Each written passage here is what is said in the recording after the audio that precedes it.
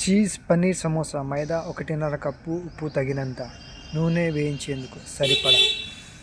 Stuffing కోసం పన్నీర్ తురుము cup, cheese తురుము కప్పు, ఉడికించిన స్వీట్ కార్న్ అరకప్పు, క్యాప్సికమ్ ముక్కలు పావు కప్పు, పచ్చిమిర్చి తరుగు 2 టేబుల్ స్పూన్లు, చిల్లీ ఫ్లేక్స్ 2 చెంచాలు, కొత్తిమీర తరుగు పావు కప్పు, ఉప్పు తగినంత, మిరియాల పొడి అర చెంచా, చాట్ మసాలా అర చెంచా.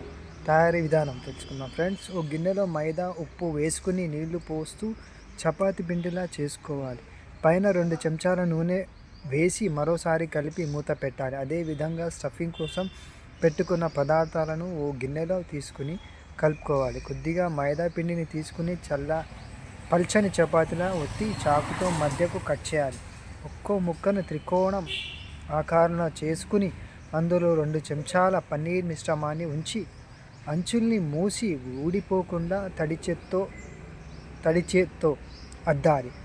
ఇలా అన్నింటినీ చేసుకుని 2-3 చొప్పున కాగుతున్న నూనెలో వేసి ఎర్రగా వేయించుకొని తీసుకోవాలి. Bye friends, take care, have a good day, keep smiling.